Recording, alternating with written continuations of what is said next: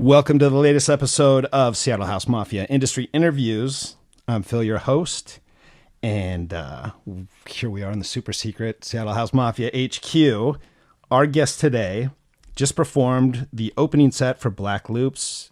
That was at Monkey Loft. In 2021, she released an album of 9 original indie dance tracks, yeah? She's done multiple collaborations with our good friend Tony H featuring her vocals.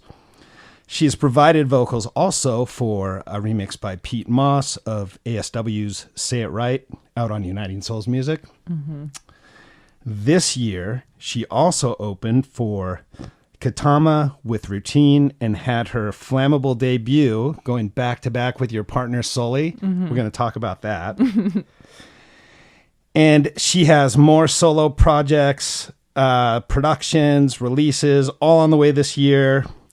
More collaborations with Tony H, Wolf Stacks and Sheps, ASW, Pete Moss, and Jesse Lear, to name a few. I want to welcome Rachel Vick to the show. How are you? Thank you for having me. I'm doing great. How are you? I am good. I'm so glad we were finally able to get this triangulated. Like a 2-week delay, but we're here and it's the right time. And you know what I love? We've never met before, I don't think, in person. Yeah. But I feel like I know you because we communicated so much over Facebook Messenger. I know. I know. Yeah, it's been definitely like a nice background building relationship for sure. For sure. Well, so let's I was going to say we haven't met in person, but I think when I found out that you actually sang, I think I saw a picture of you. Was it at Monkey Loft with Tony H? Were you doing some live vocals? Yes. So we only did our 2 songs, but we did do them like right at the end. That was for like the record release party for the ASW. I think it's an EP. And then he has there's some remixes of Pete Moss, and that's where I was featured. So yeah, so we had decided we were like, let's just sneak in a couple of ours at the end. And it was so much fun. Well, yeah. And I just had no idea, and we don't really know each other. So I wasn't sure the extent of your talents. I knew you were a DJ. I knew you were a producer. I didn't know you did vocals as well. Yeah. Has that been a thing for a long time? Have you been singing forever? Yeah. Yeah. I definitely started with piano and singing when I was very young. Okay. Like first grade, probably right, when you start grade school, and then never stopped singing through senior year of college. And I had an awesome choir director. Okay. And she, I'm really fortunate to have gone to the high school that I went to for both visual arts as well as music. I feel like I learned everything that I need, and I took art courses in college that I was just like, oh, this is nothing new for me. I don't have anything more to learn from this, which was interesting. Not to say that I'm I don't mean to say that there's nothing more to learn, but I feel like I have a really strong foundation from my high school experience. And so I kind of put it down. I was also an athlete. I played volleyball. So that took up a lot of my time. Okay. And I love volleyball, don't get me wrong, but I always kept coming back to music. And interesting. Yeah. So you're not from Seattle? No. Where did you grow up? I grew up in Cleveland, Ohio. Okay. Yeah. I thought there was do we consider that Midwest? That's what people tell me. Yeah. What do you guys call it? I guess Midwest, but just in my mind, the geography of that is not correct. I feel like it's more East Coast than it is. Fair enough. But whatever. Anyway, that's me being picky. But yes, you can be. I don't want to offend anybody. Like I said, I'm not here to trigger anybody. No worries. No, it was. If I were to guess, I used to travel to Minnesota quite a bit for another job and the Dakotas, and I would have guessed Midwestish based on sort of your personality and the way we interact, the way you talk. Sure. Yeah, definitely. The twang, the A's will kind of, that'll clue people in. So you grew up in Cleveland, Ohio, and then when did you, and you were doing music for a long time, but it sounds more like sort of classical choir. Yes. Okay. So I kind of started there, and I was also playing sports. So music and sports and art were kind of my lanes. Okay. And then I reached a point in, I'd say probably, high school when I started getting pretty good at volleyball. And I decided that I wanted to like pursue a scholarship. And so I had to like, I quit basketball. You know, I kind of had to quit piano lessons. Kept singing because that was something I could do at school, you know, not in my extra time. And then I was, I got a scholarship to play volleyball at Eastern Kentucky University. Okay. Which is like a small D1 school in central Kentucky. And they also had the program like occupational therapy, which is what I do. So it kind of all lined up in that way. Wow. And then I went there and I did that for a while and took some art classes.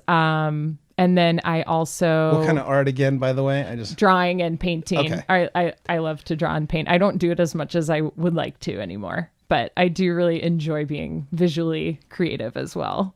But yeah, so went to college and then probably like halfway through, I had a friend who was actually a rapper and he asked me to sing hooks on his songs. So I actually ended up like writing hooks for his rap songs in college. Yeah. And it was really fun. Yeah. I had so much fun being creative in that way. And I think a little voice in my head like had always said like, oh, you can't write a song. Like that's too hard or like you'll never write a good song. And then I kind of like just did it. And like the feedback I got from our friends was really great. And it felt really good. And I don't know. So then also watching him do that, like he was using like Audacity. And like, not a very expensive microphone and it sounded great. And I was like, oh my gosh, I could do this. Like, and then that kind of began my production journey. Interesting. And did you ever go perform with him, like live doing hooks? We did once. Nice. Yeah, we did once. It was, was this at like a Cleveland club or no? So we're in Kentucky at this point. Yeah, that's right, Kentucky. Yeah, so we're in Kentucky at this point. He had like a talent show or a fundraiser or something. Like he was like a teacher's assistant at the high school. Okay. So we did like a thing there and did a couple songs. Oh, at the high school. Yeah, and I also did like a duet with one of his students. It was actually kind of fun. Nice. It was pretty cool, but it was like so not seriously at all. It was just like a. But that was one like time. A small little. High school kids can be a little judgy though. Yeah, they can be, but his kids were cool. Okay. So they were nice, and they were all really like very into music and like really looked up to him and everything. So it was cool.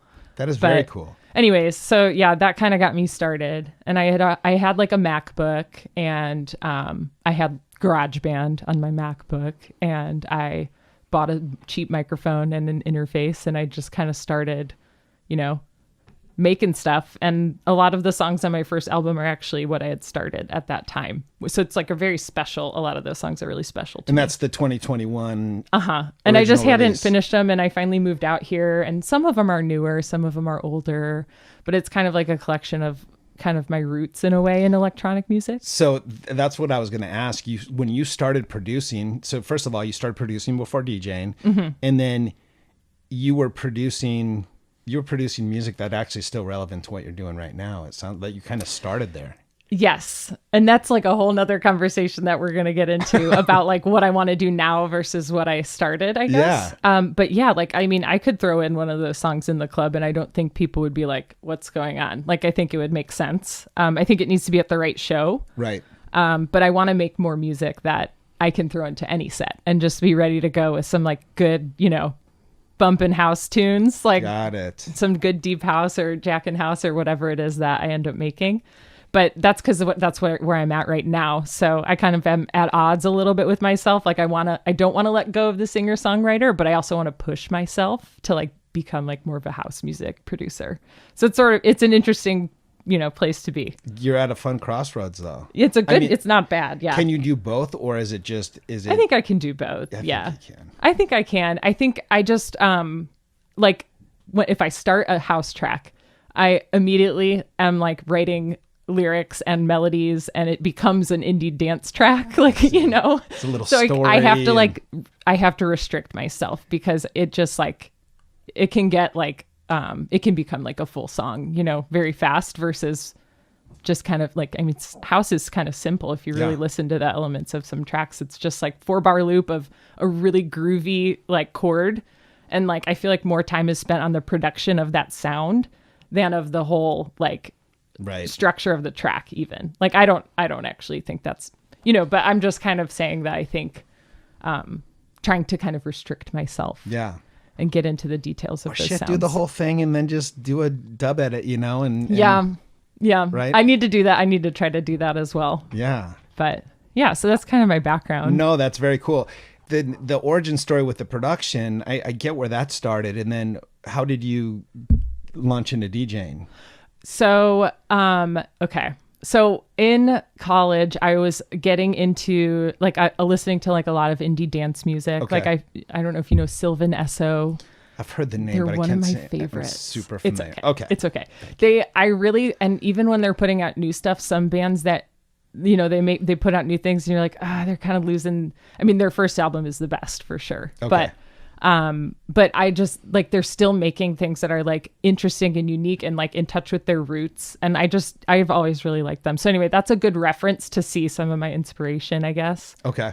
And then, where were we at in this? Well, no, I was, no, that's totally I lost fair. my train of thought. No, I was just asking, about where the DJ journey started, right. But now you made me want to go back a little bit and ask you this first, Sure. which is how often when you're making a track, are you putting your own vocals in? Is it like 100% of the time? Cause it's about your vocals a feature piece. Yeah. If it's a song that I want vocals in, then yeah. You're the one doing the vocals. Yeah. I love that though. That's very it's cool. fun. I mean, yeah, I'm trying to get a little bit creative with like, how can I morph this sound to kind of make it not sound like me sometimes too. Right. So I'm playing around with some of that stuff too. But anyways, so indie dance was like where I kind of got into it. And then I found the artist Amtrak. Okay. Who's kind of big, he's a big DJ now and everything. And like his first album, like Came Along, is what has like some really cool like indie dance sort of leaning stuff, kind of more almost on this experimental kind of interesting side. And I just but then also he had some like, four on the floor groovers, and I was like, this is like, I didn't know anything about house, and I was like, this is what I love. And I just started kind of trying to make it, and I didn't. So that's kind of where this like blend came from of just like, I don't really know what house is. I don't really have a frame of reference for a lot of artists, but like, I know I like this kick and I like the clap and I like the danceability of it. And so that's kind of where I think when I am writing music, it ends up kind of being this actually kind of interesting blend of like a thumpy house track with then like you have like this like lyrical expression that's an element of it too. So it's kind of cool. No, that's very cool. And I think so many, and I'm not trying to, this is not to degrade any producers, but a lot of times the vocal hook or the vocal sample or whatever, they pull that from a library. Mm-hmm. And so it's something special to be able to do your own vocals. Whether you're sampling yourself or you're doing a full, Yeah, and I think I love to like Wolf Stacks reached out to me because he was like, I have this track and the vocal sample is just not like, can you write? And I wrote it and it became a complete, like, I think that's the best part is just like if someone sends me a track to write to, like Tony, like it'll just transform into this other thing. It's just a really cool experience to get to do that. So I love to collaborate with artists here because of that, like blending our two stories. Yeah, that's super cool. Yeah. No, I'm learning a lot. So then now we go back to my original question, which was when did you transition into DJing? Okay.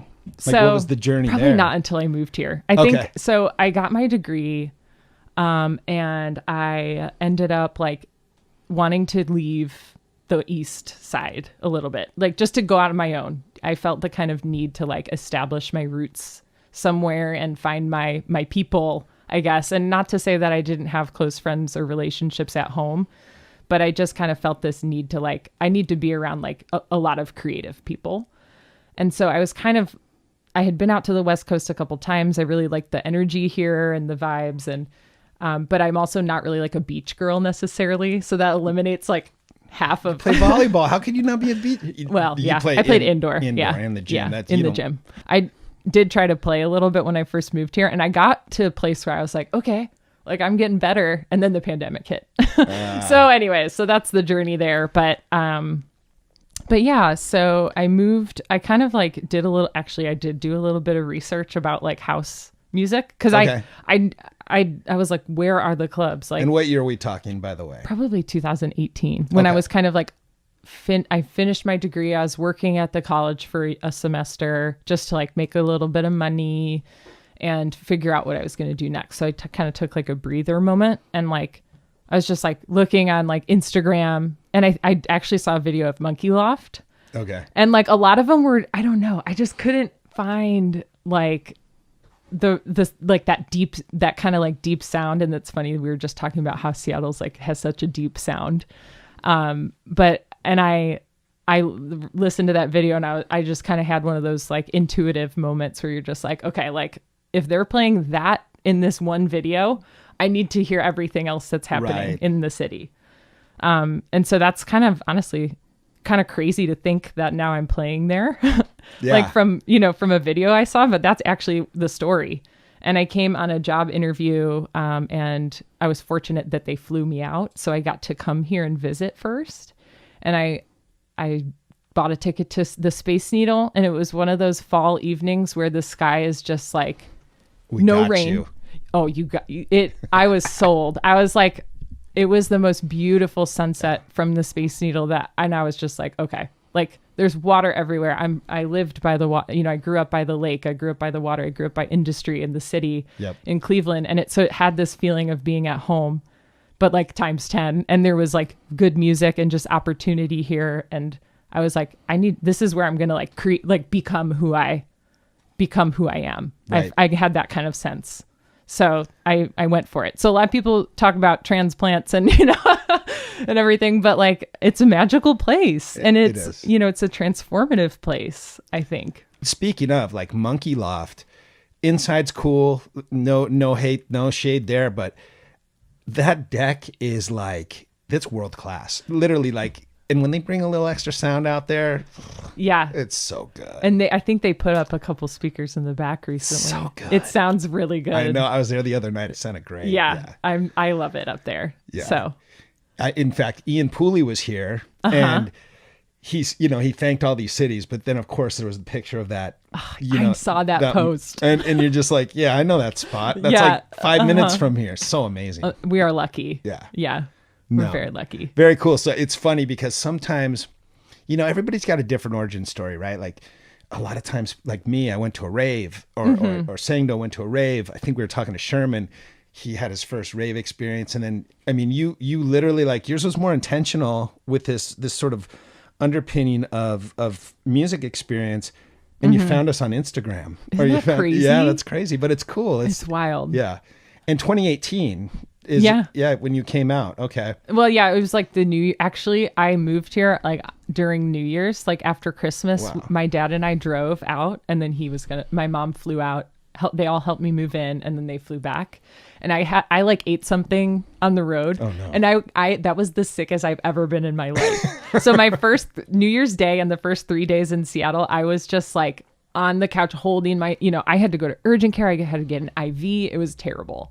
So, but anyway, we made it to IKEA after I recovered a little. Because that's what happens, right? Everybody, when they move out here, then they go to IKEA and buy a bunch of furniture for their first place, right? That's what I did. Yeah. And I kept that stuff for a while. I have some of it still. So. Have your folks been out here before? They hadn't. I don't think so. Yeah, that was their first time. They've been out a couple times since. Yeah, of course. But we kind of try to alternate, like whether they're coming or I'm coming home or whatever. But are they aware with what you're doing, like out in the club scene? And yeah, they know. At first, when I told my mom that I wanted to be a DJ, she thought I was gonna like quit my job and like DJ weddings, and I was like, no. Like it's a different. Like, that's not a bad thing. Like, no shade to anyone. Like, I think that's a great way to make money. How fun, Yeah. But it's like, I'm not going to quit my job. Like, we have to kind of have both. I need money in order to be able to do this. Sure. And I'm not expecting my career to just like suddenly materialize without having to kind of lay some groundwork first, and you got to kind of have the funds to do that. And yeah, for sure. Yeah.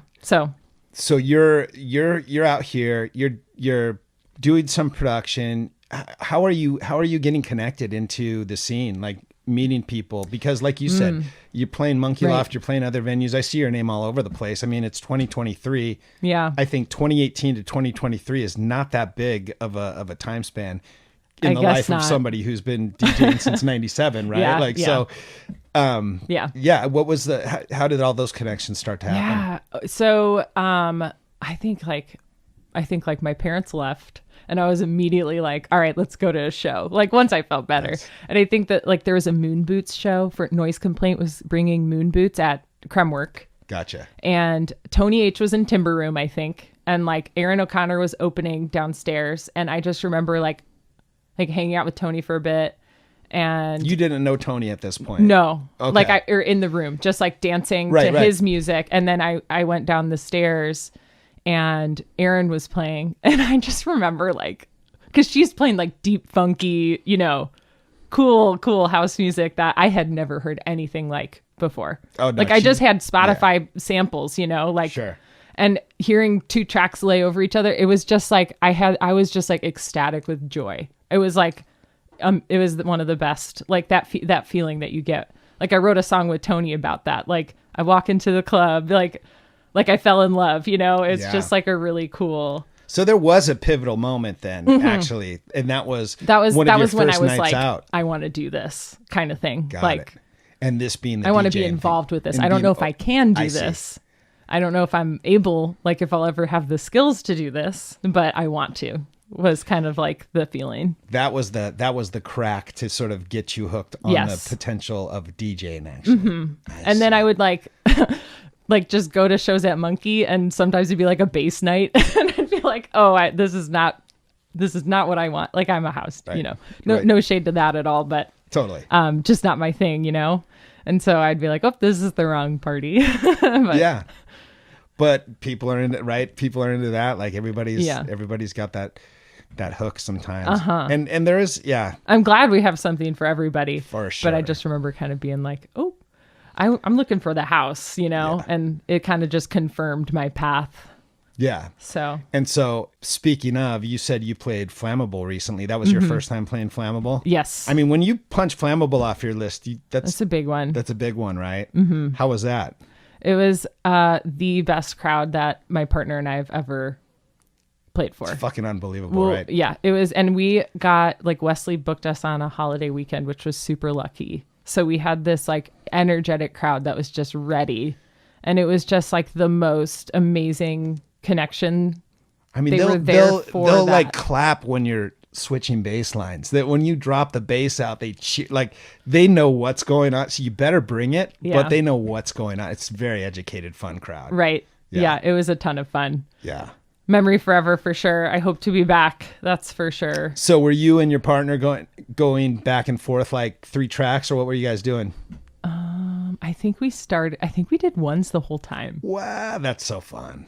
Yeah, we did once the whole time. So, and how often do you guys play together? Well, he kind of like, I mean, him and Amy as well. Yeah. They were, because when I met, so I'd been in Seattle for a while on my own.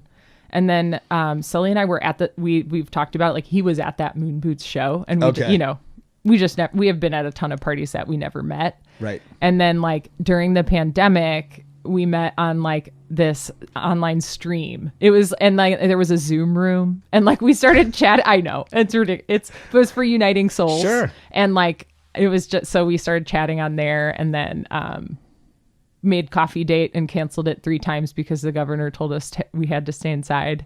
And finally we got coffee, and then we just kind of like never stopped hanging out. Yeah. So it was kind of like instant, so it was really nice. And we were very happy to meet each other. But that he introduced me to Amy and Alfonso, who were his pandemic buddies. Amy being Snapdragon. Yeah, Snapdragon and Alfonso Tan. So 2 amazing powerhouse DJs. And Sully's an amazing DJ. So I had this kind of like little community to learn from. And I had kind of started dabbling in it. I think before we met, I already had my little DDJ 400, which I still have. Yeah, it's a good one. We still use that one on the beach. Because just in case you fuck it up, I'll never get rid of it. No, don't. It's so good. Yeah. Yeah. So they kind of all taught me. So you connected with those. They were kind of your first clique, right? Yeah. That you got in with. Uh-huh. Okay. Yeah. And then I kind of also had met Hector reached out to me to collab because I kind of posted my stuff on Instagram and followed people, to try to market and make connections without being able to really know. Sure. Like, so Hector and Tony, we both connected about like working on music through Instagram. It's crazy, but that's just the world we live in, But so then from there, I started kind of collaborating with those folks on productions, which also kind of added to my bucket of people that I knew. Got it. And then Tony booked Sully and I both for my first gig. So for his Be My Guest night, we played back to back for my first time in the club. How was your first gig? It was so much fun. Was it? I was like, yeah. Were you nervous? Yeah, I was hella nervous. Yeah, I was very nervous. But that's normal. And then I think we just ended up just having a lot of fun. And I think the response from the crowd was like, kind of like, almost like, oh, they liked that song. Like, okay, like, let me do another one. Like, kind of, like encouraging, I guess, was the best way to say that. Like, because I didn't know what to expect at all, but it was a really fun party. And where was that party at? Timber Room. The Timber Room. Okay. Mm-hmm. Okay. Back when you first started it, they were doing, I think, maybe the whole time. I don't know. But anyway, so we did that, and that was how I got started. Wow. That's very cool. Kind of cool. Yeah. And you also got a new boyfriend, partner, whatever, out of the whole thing. And it's always fun to talk to people about how they've kind of connected into the various scenes, because you start to see, like, in one way or another, it seems like, when I was talking to Tony last, I mean, he just go after it, and he'll just like put, like, we talked to him about, how do you know when to get a manager? And he's like, I put a post on Twitter. Yeah. It's just, I think people don't understand, like, the stuff doesn't just get handed to you, but if you put yourself out there. Right. And I did that for my first couple years. Like. Because I knew what I wanted was to be involved in the community and be a part of it and be a creator in some capacity. Like, I didn't know exactly what that would become. I also knew that I wanted to eventually be singing in the club, and we did that. Like, I accomplished that. I did. So I just think that, like, in order, like, you can have your dreams, but you kind of have to plant those seeds and take that first step. Yeah. And then the next 4 steps might just kind of tumble. Like, you don't even have to do anything, Yeah. So, but putting yourself out there, and, like, I think I introduced myself to Tony and Timber Room, and then he added me on his Facebook group, and I shared my Instagram when he posted for music. And so if I didn't say hello to him, he never would have heard anything that I did, and we wouldn't have been able to make that connection. So I think trusting your gut and taking those little leaps of faith and being, comfortable with rejection is never easy, but just being willing to take the risk of being rejected. I think important. I mean, if I look at the bullets, right, you moved out to Seattle by yourself. You started going out by yourself. Yeah. You started introducing yourself to people by yourself, right? And then you started connecting with people without any, just proactively. Yeah. Yeah. I mean, that's what you got to do, right? I don't think everybody understands that sometimes. Honestly, maybe that's just me. No. I mean, I think for a lot of people, they don't get it. They don't kind of connect the two. They want this thing, and they almost feel entitled to this thing, but they don't necessarily understand that, like, there is a grind. There's some level of grind all the way through. And I think being an athlete for 12 years, I played volleyball. Like, I know what that is. Like, I know what it means to, like, show up and, like, and just, like, get in the game. You have to participate. Embrace the suck a little bit. And you have to embrace the suck, and you have to take risks. And, like, I'm not always going to feel 100% confident that I can beat the person across from me, but I'm going to show up. And not to say that this is a competition, but I think it helped to foster that sense of, like, willingness to take a risk. So would you say, that's probably fair to say that a lot of this drive kind of came from your athletic background? I think so. And even recently, like, because I kind of, like, so here's the story for Flammable. Like, let's hear it. So I was, like, freaking out. I think, so we were on, like, gear that I wasn't as comfortable with, that I hadn't played on before. So CDJs I was nervous. And the 900 they or were, whatever. They were older. Yep. So I was really nervous. And we were mixing a little bit beforehand. And the song that I picked to mix was, like, and 90s track where the tempo kind of oscillates, like the beat grid's all fucked up. It runs around on you a little bit. And and like the hi-hats are like, so I like did not mix it well. And I had this moment of being like, oh my God, like I'm going to screw this up. And then like we went in the green room, I expressed my feelings, and then I was like, you know what? No, like we're not going there. Because if I go there, then the whole night is just going to spiral in that direction. Yeah. Like I need to show up like I'm a volleyball player right now. Like it doesn't matter if this is the world championship or, the finals. Like I have to show up and do my best and trust that I'm going to do a good job and that I have skills that I can bring to this. And I had this like complete 100% like flip of just like my mentality and the way that I was going to show up for that. And it was the best show. Like it was like, I felt empowered. I felt so powerful. It was really cool. How healthy of you, right? No, that's awesome. I mean, it was hard, but if I didn't have that experience of like having to do that for 12 years, like I don't think I could have. It's hard. I feel like I'm turning into kind of this struggle. I get kind of fetishy now about hearing people struggle because it's so interesting. And I make these assumptions about people, because they seem put together, they're great DJs, they're super talented producer, whatever, that it's a gift, that it's just like they've got, and there's probably part of that, right? Yeah. But again, if you don't have the work, like you can't materialize the gift or like see it to your full potential. So totally, yeah. So on that note, I mean, as far as we're kind of in today, right? Like, where are you at today? What's good? What's bad? What are you looking to change? Where's the next evolution? Is there something? Well, it's funny you say that because I'm actually planning this August, like my partner Sully and I are both going to revisit intentions that we set probably a year ago. Like we still have them written down and folded up in a little, and we're going to, did you guys do these together, by the way? We both set our own. So they're both in there. We're going to burn them. Because I feel like I don't know what's next right now. And I need to like release some things to like be able to welcome in like what is my long-term, like I've accomplished a lot of the short-term goals that I had since I've been here. So I need to like think about like my next long-term goal and what are the short-term goals that I'm going to have next, I guess. So I don't really know.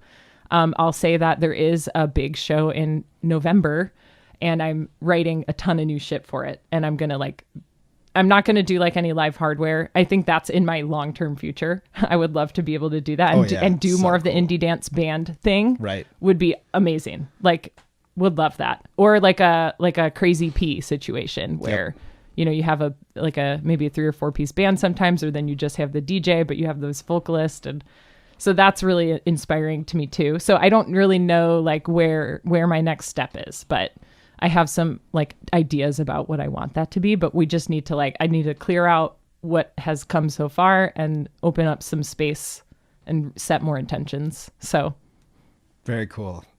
Those are some of the most interesting times, right? Where you don't really know. You've accomplished you've accomplished a pretty fair amount of, cool things in a short period of time, respectively, right? I think so. I mean, I'm not like, a seasoned veteran DJ, sure, but I think I do have something special that I want to continue to share and build on. And I appreciate you giving me the space to talk about it. I mean, that was, I think there was something just about you and your presence, even online, that I was like, I would really like to talk to her and just get cool. And I was talking to you. I'm glad to talk to you too. Well, so here's what's funny.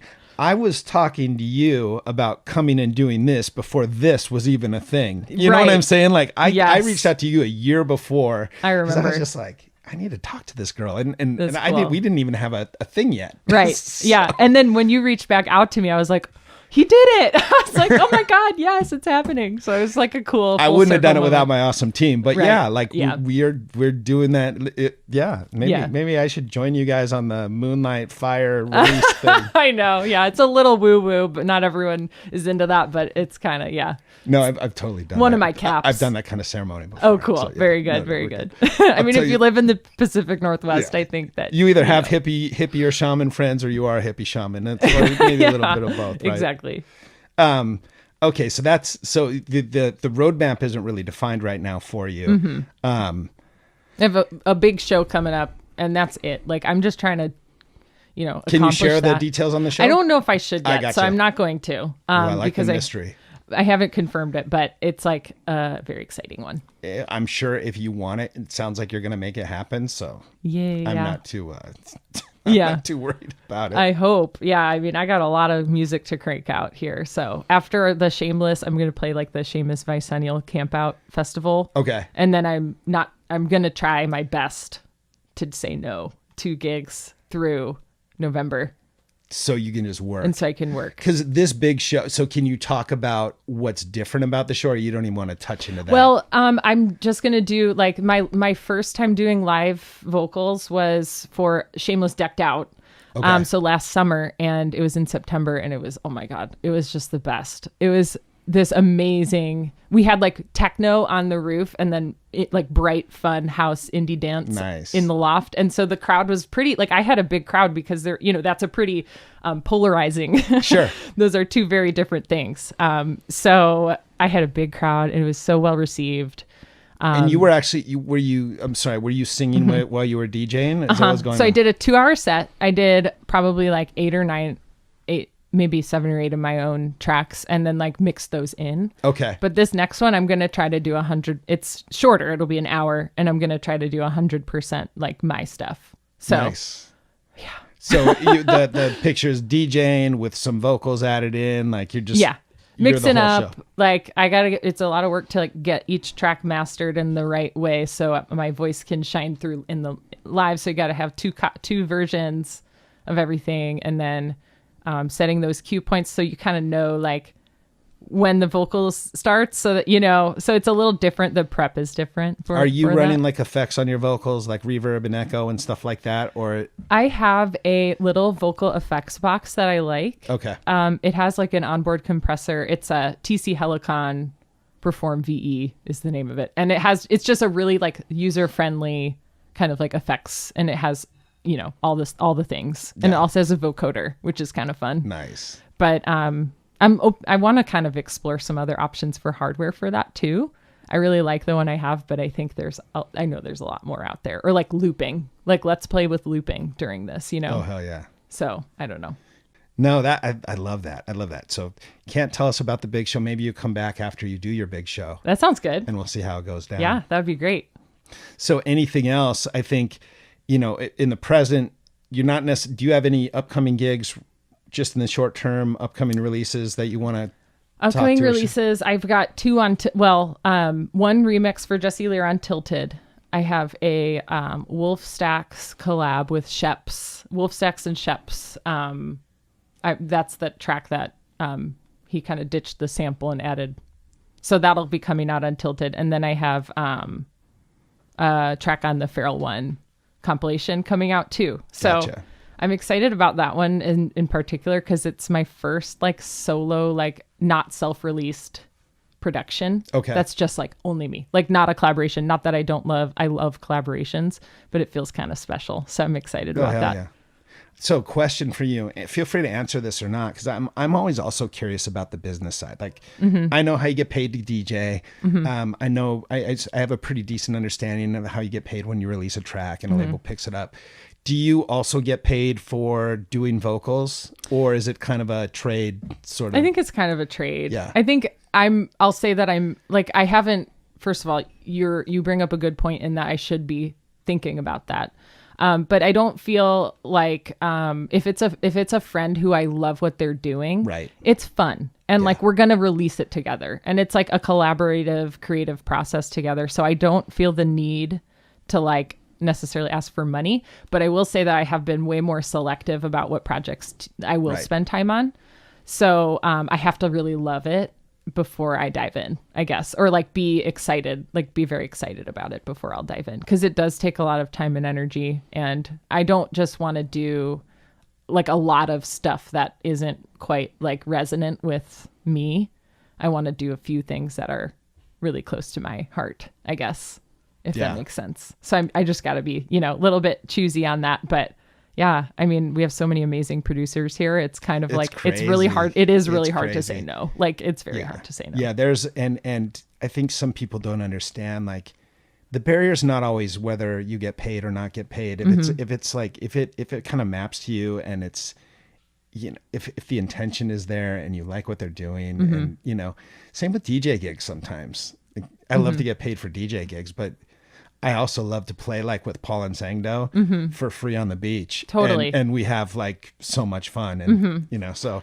I mean, yeah, we love it. We love to do it, you know? So I think, picking and choosing, thinking about how much time is this for me to do? Like, is, you know, what's the investment? What else do I have going on in my life right now? Can I afford to spend a couple hours and not, you know, receive? Right. So I think that, always kind of weighing those factors, but I mean, we love it, you know, so. Would there ever be a time, if you were sought after sort of nationally or internationally, where that would sort of become a part of your financial plan, where you were getting paid to do? Maybe. Yeah. I don't know. I mean, I think regarding making like more of a career out of it, I don't know that I would say that I want to be like a world-renowned DJ. I'm always going to be a DJ. I love DJing. But I think that I'm almost thinking like for the big career goal, like being that lead singer in like a synth indie dance, like hardware kind of like, I don't know if you've heard Blue Hawaii before, but like something familiar, that's okay. They're a duo too. Like Sylvan Esso's a duo. They're I think, I don't know if they're married, but I think Sylvan Esso, the two are married. But anyway, it's cool. It's just like, you need two people, like, and you guys can have a whole band, like with all the drum machines and everything. So I don't know. But but you do think maybe a collab with somebody else in the big, I know I'm forcing this vision right now, because I know you said you're still like, I'm open to inspiration. But what I'm kind of starting to hear you say is it's bigger than DJing, possibly collaboration with one or more people, but doing this sort of more live thing. Yes. Then I gotcha. Yeah. Cause I'm a performer at heart, you know, I love, I love it. And I think, first of all, I'm a Leo, but I'm also like being an athlete. I'm comfortable with being kind of in the spotlight. Yeah. And with music, it's taken me a little bit more time to kind of like flex, like build those muscles of like being more confident. But I think DJing was like the perfect intro. Like if I started singing live in clubs immediately, that's going to be a lot different than if I have kind of like kind of a graduated, like, you know, muscle built for like being on stage and connecting with a crowd. Right. And then that helped when I showed up for that first live set that I did with Shameless. It was like so natural. So I see. Yeah. So anyway, I'm trying to just like let it come to me in the steps that it will. Yeah. But we'll see what happens. No, I like the vision. That's very cool. That's very cool. Yeah.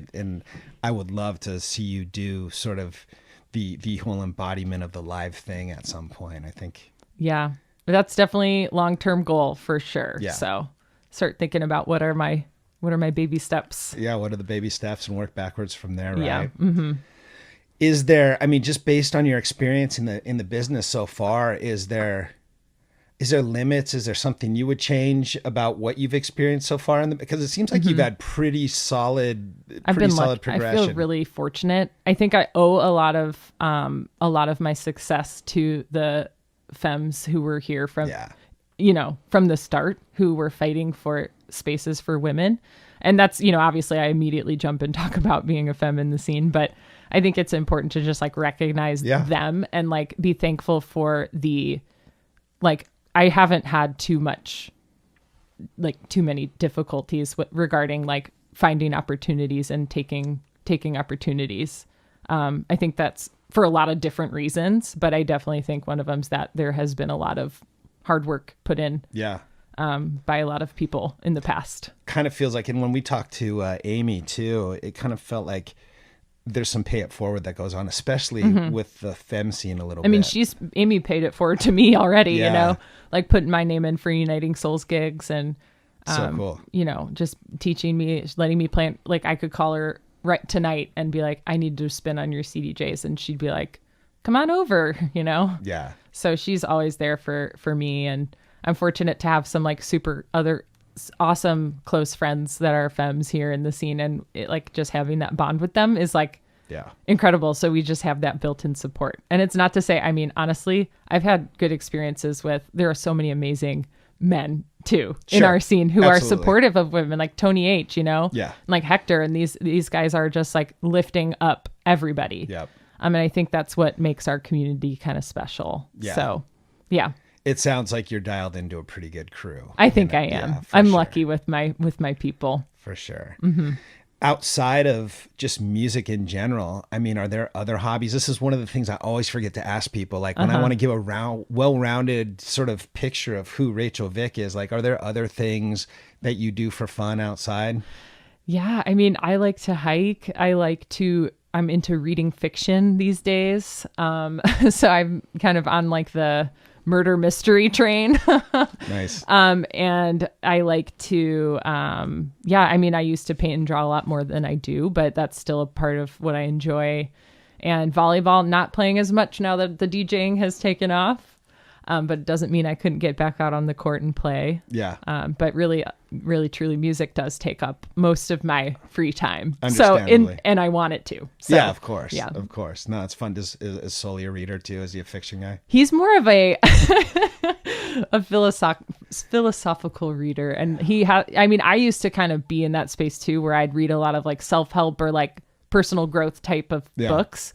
And, I was like, I just need to have some fun and just read for fun. Like it kind of took a little bit out. I did a lot of work on myself throughout this transition and like coming into Seattle and everything, and learned so much about myself that I'm like, I've done enough. Like I need a break. Like I just need to have fun for a couple of years. Like the next thing that comes up, I will dive back into the deep work. But so anyways, that's sort of, but he does really enjoy, I think, being reflective. And he also will read like books about architecture or like history, and sort of like he likes the real world too, I think, a lot. And he loves Japan. And so so I'm envisioning a DJ book club is where I'm kind of going with this whole that would question. Be cool. This is what I'm thinking. I love that idea. I am in. Sign me up. Me too. Me too. I don't know about architecture books though, I know. Well, there's a lot of pictures, so that's if there's pictures, that's yeah. Anyway, well, no, I love that you came in here. I love that we were able to coordinate this conversation finally. Yes. And against all odds. But I think between my persistence and your work ethic, we made it happen. Yes. Is there any final thoughts you want to say? Any shout outs, anything before, and no pressure. If you don't have anything else, it's fine. I think we can tie a nice bow on it. I think we really got into a lot of the things that I wanted to talk about. Yeah.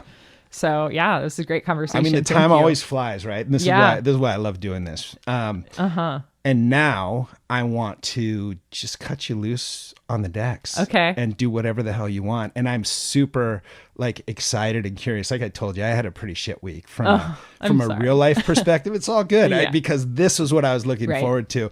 And now I'm even more excited to hear, what are you going to play? Oh gosh. Yeah. Do you want me to tell you? No. Oh yeah. If you want to, you want to preface it a little bit. I think I'll just say this, that I kind of have these two sides. Like I have the fun, bright, indie, new disco side. And then I kind of have my Jack in House, UK warehouse side. Okay. So we're going that way today. I love it. Okay. I think the whole crew who's here is going to love it. Okay. Excellent. That's somewhere roots. So yay. With that, let's let you loose. Thank you. Thanks for coming in. Yeah. Thanks for having me. And I cannot wait to see what the future holds for you. This is going to be pretty fun to watch. I hope so. We'll see. Thank you. Awesome. Thank you.